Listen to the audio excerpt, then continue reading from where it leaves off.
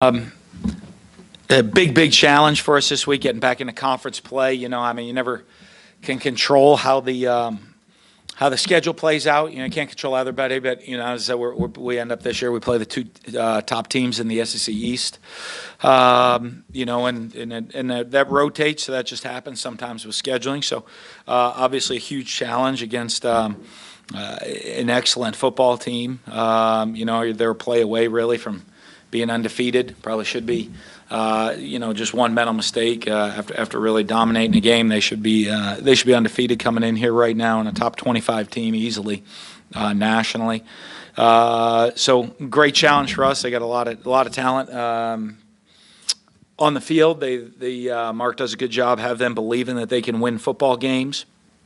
And do a good job mixing it up, run pass, obviously a physical defense. The guys understand their scheme, what they're trying to do. And, they attack you from a lot of different directions, give you a lot of different defensive looks.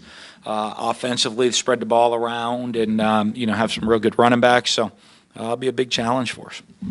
Obviously, it was a tough game for us last year up there. Went right down to the wire, and we seem to have some pretty tough battles with them year in, year out. So we need, hopefully for us, the benefit we have being at home, second week in a row, hopefully we get a huge crowd, and hopefully our fans give us that home field advantage that we need, that, making it really hard on the opposing team. Coach, Kentucky runs some different fronts, kind of unique to their scheme. What do you see from them defensively? Well, they're very multiple. There'll be 3 down, 4 down. They'll pressure you. They'll move different directions, blitz a lot of different guys, going to show a lot of different coverage looks. They got a lot of length on the outside at the corner position. So, they pose some unique challenges in with how multiple they are. Coach, last year in the court of public opinion, SEC quarterback play took a beating. This year it seems to be a lot better with Fromm that you saw at Georgia, and then Nick you work with every day. Is it a better year for quarterback play in the SEC from what you've seen? I don't know. I thought it wasn't good last year. I don't know.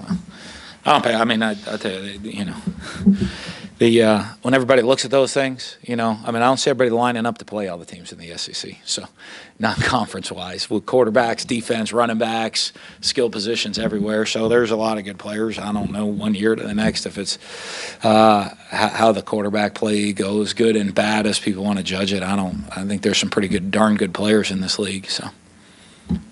Had a lot of close games last year, the Kentucky game in particular. Do you feel like that's a game that you let slip away there at the end? I don't know. At the end, beginning to end, there's a lot of things they did a lot of things to make plays to win the game. We did some things to make plays to win the game. They just made one more play than we did. And kicker kicks a career-long field goal, as time expires. So it was a tough game back and forth. And, I'm sure there's things we could have done better. I bet they'll look at it and say, boy, there are things we could have done better too to, maybe not make it come down to the final play of the game. Hey, Dan, you talk a lot about, what's best for the student athletes. So I was just curious what you thought of the schedule being the way it is with playing Kentucky every single year. I haven't thought much about all that. It is what it is. In my mind, I'm great with however they do it. I don't know that I have the solution, if that makes sense. How you do it within the league, whether you, because you could say, okay, you want to play more teams from the East. We play Kentucky all the time. I say this, we've played South Alabama and Louisiana Tech the same number of times I've played Vanderbilt and Tennessee combined since I've been here in 9 years. So, Kentucky, I view Kentucky, we play the SEC West in Kentucky. Everybody else is basically, in how the league equates to almost a non-conference game that you don't play them very often. So it'd be cool to do it other ways. I don't know the solution though. If that is, I'd have to really sit down and study it. Is it 2 rotating crossovers? Do you just your crossovers rotate all the time, so you have the opportunity to play more? Is it? I don't know. You do. I've heard all different options, right? You could do no divisions, and you have one permanent team that you play as a rival, or 2 permanent teams you play as a rival, then everybody else rotates, you get to play everybody. I don't know. I have my hands full, I guess, trying to get ready and try to win football games for us, not to figure out the mathematics of scheduling. But, you can make arguments either way. I think people get worried about the loss of rivalries when you look at that possibly sometimes. So, but you also miss out on the opportunity to play in a lot of different teams from the other side of the league. What is it about Aries Williams that gets better as the game goes on? How does he adapt his game once he gets past carry 15, 16? Well, I think, he's a big physical back. He gets into the flow of the game, understands how people are going to play us. Just because you see it on film doesn't mean that's all they're going to do. BYU played us very differently than what they'd shown on film coming into the game. And so, you kind of got to get in the flow of the game, understand how the breeds are going to be made. And fortunately, he's a guy that's a great conditioned athlete. He's going to continue to get stronger. And so as the game goes on and he's more comfortable with the reads and understanding what's going on, he's still going to be in great shape running hard in the fourth quarter. Having a chance to look at the film and the offensive line, what were kind of your impressions of Greg Allen's first career start? I thought he did a pretty solid job. I really do. I think a couple things here and there that he needs to improve on. But to me, as a first career start, you see him be able to do those things at practice. The thing that was impressive to me is just his demeanor during the game. He never got himself flustered or any of those things. So, you see what he can do, the potential he has during practice. So, you expect him to do things, but when you get out there in a live game situation, it's very different. So I think he handled himself pretty well out there on the field and never got himself flustered. Hey, Dan, I was curious what would happen if Stuart Reese or Greg Allen were to get hurt without Martinez ranking. Like, what would be your next move there at that point? Yeah, there's a lot of different ways that we would go.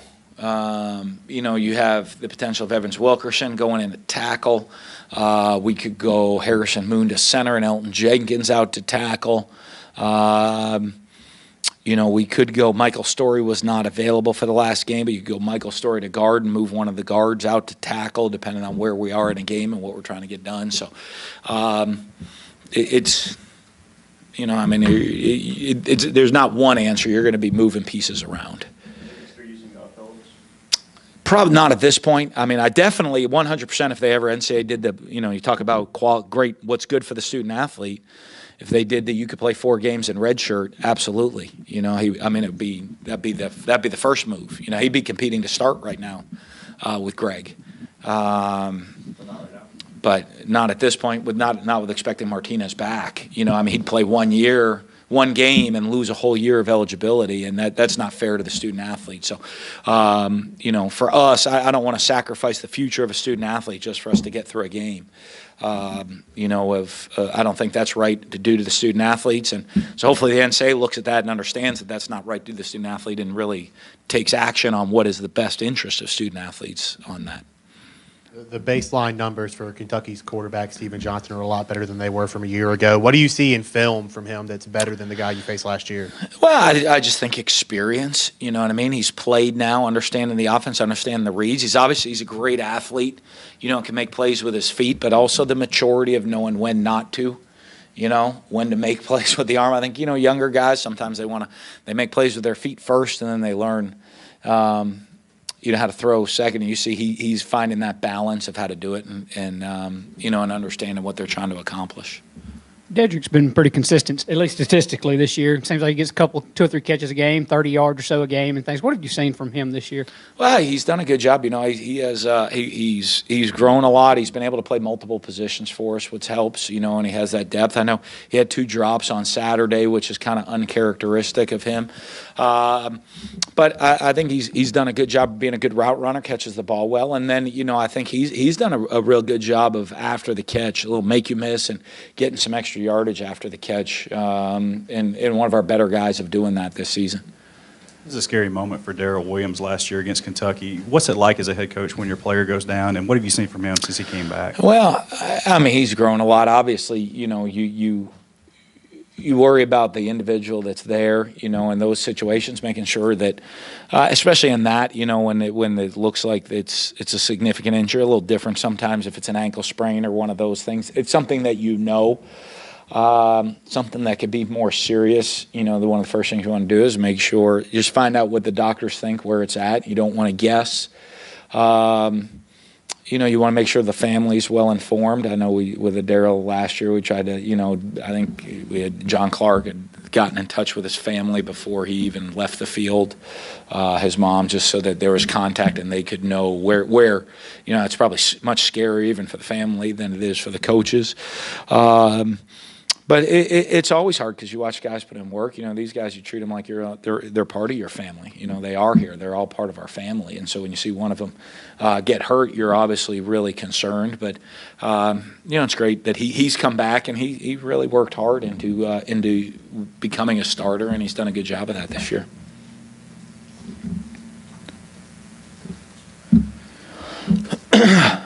Coach, you mentioned Kentucky one play away from being undefeated. They appear to be a team that always believes they can win the ball game because they found a way to win late. How do you compete against that? How do you kind of beat that confidence back? Well, I mean, you have to. I mean, they do. Mark's done a good job. It looks a lot how we built our program. In coming here, of getting some guys believing, they play really hard. Put them in a system where they can be successful. They're flexible within what they do. Both offensively and defensively. They play really hard, and their guys believe that they're going to win. And it's a lot how we've built our program here, and you can see probably a lot of similarities between our two programs. And they're starting. I guess I had a couple-year head start on them, but you see, that they're really starting to get that way. As this year being right now the number 2 team in the East, and they haven't played the number 1 team, so they still control their own destiny to win the East. So we get to play the best 2 teams. I don't know which one's 1 or 2 yet. I mean, if you look at the stats, there's one's 1, one's 2, but they haven't played each other to figure that out yet.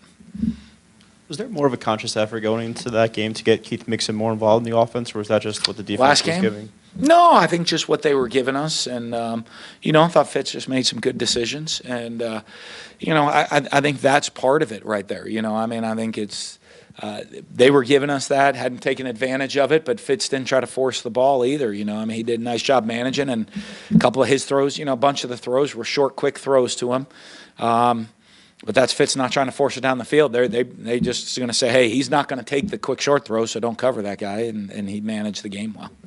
You mentioned last week that Michael Story was hurt. What was his injury, and do you expect to have him back this week? I don't know. He tweaked his knee later in the week in practice, and he was cleared to play the game, but he didn't practice later in the week, and just didn't feel 100%. The doc, and talking to the docs, it wasn't a medical thing holding him back. They just didn't think physically he'd be ready to play. So hopefully we expect him back this week.